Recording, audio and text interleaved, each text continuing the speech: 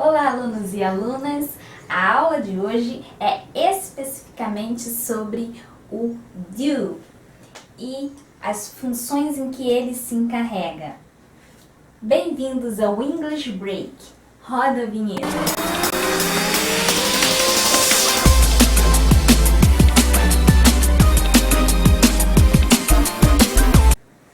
Sigam a sequência da aula, na qual eu montei um esquema de acordo com o verbo do, e depois eu tenho algumas frases para explicar a vocês a que funções que ele se enquadra.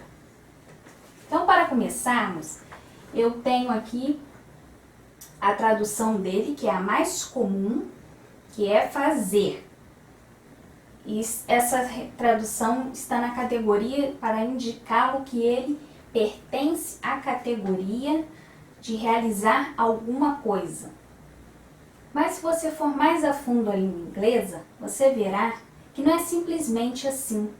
Então, vamos ver quais as funções em que ele se encarrega.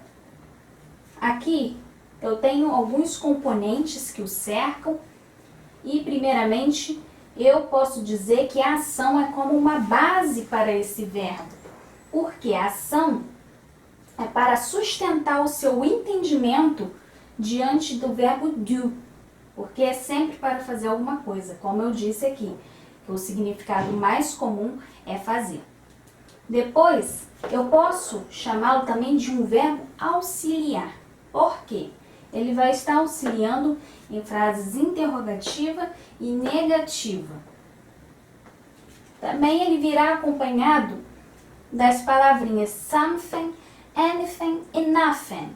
Something significa alguma coisa, anything significa qualquer coisa e nothing significa nada. Então, vocês memorizem, e não é simplesmente memorizar. Claro que para a aula de hoje vocês têm esse esquema que eu propriamente montei, mas vocês, conforme fazer uma leitura ou estudar na escola, vocês verão que o do, ele recebe essa tradução. Se vocês quisessem, podem pegar um dicionário e ir lá e vê-lo, mas ele também vai ter outras categorias para designá-lo, certo? E muitas das vezes o do, ele estará acompanhado dessas palavrinhas, mas ele não receberá um significado, ele simplesmente deve acompanhá-las, certo? Então, passando para minhas frases, primeiramente eu tenho do the homework, fazer a tarefa de casa. Aqui o do, ele recebe a tradução normalmente do significado comum, fazer. Certo? Para a segunda frase, nós temos do you wanna dance? É uma pergunta. Então, o do, ele está na frente da frase, mas ele não é um verbo. Ele é um verbo auxiliar, porque o verbo principal é o wanna. É o meu verbo principal, wanna. E o do está auxiliando. Para a nossa terceira frase, eu tenho why don't you do something? Significa por que você não faz alguma coisa? Então, aqui o do, ele não terá uma tradução porque está sendo acompanhado do something. Então, não tem uma descrição para ele. Aqui ele está recebendo a tradução, não faz, porque ele está começando na minha frase interrogativa, começando antes da pessoa. Aí eu tenho que traduzi-lo, mas quando ele está acompanhando a palavrinha something, como eu dei aqui no exemplo do meu esquema, então ele não receberá uma descrição. Para a minha quarta frase eu tenho I'm not going to do anything. Eu não vou fazer qualquer coisa. Reparem que aqui nessa frase o do está recebendo a tradução comum, né, que a gente viu no exemplo, como fazer. Por que ele está recebendo essa tradução? Porque ele está sendo acompanhado da preposição to. Quando a preposição to acompanha qualquer verbo, ela torna-o no infinitivo. Então, nesse caso, ele recebe sim uma tradução, mesmo que esteja acompanhado da palavrinha anything. certo? Para a nossa quinta frase eu tenho do the dishes, lavar os pratos.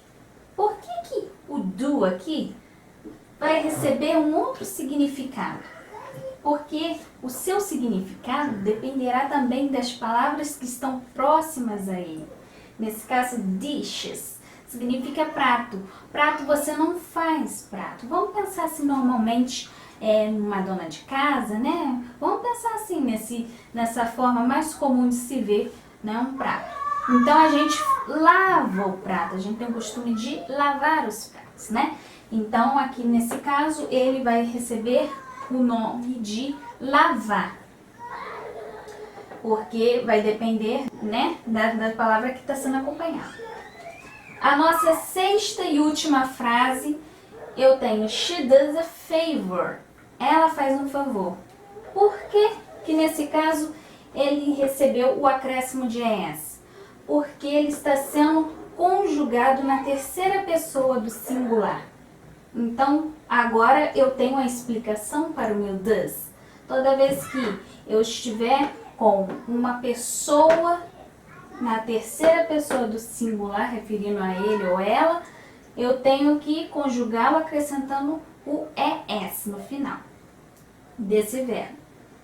Se vocês têm dúvidas sobre isso, vocês vão na galeria dos meus vídeos e lá eu tenho as 3 etapas do verbo to be para que vocês possam estar escolhendo quais vocês vão estudar. O pronome she, né? As pessoas do singular, no plural, no verbo to be. Aí vocês entenderão muito melhor o que eu quero dizer. Bom, gente, a nossa aula de hoje se encerra por aqui. Eu agradeço a participação de quem está assistindo e quem gostou da nossa aula, deixe a sua inscrição abaixo e ativem o sininho de notificação para estarem por dentro de conteúdos novos e dicas também. Se vocês quiserem, deixem um like de vocês como apoio ao vídeo. E para a próxima aula, eu tenho o uso do did. Vocês verão o do como did. Fiquem na expectativa de como será a função desse did. Muito obrigada, até logo. Tchau, tchau.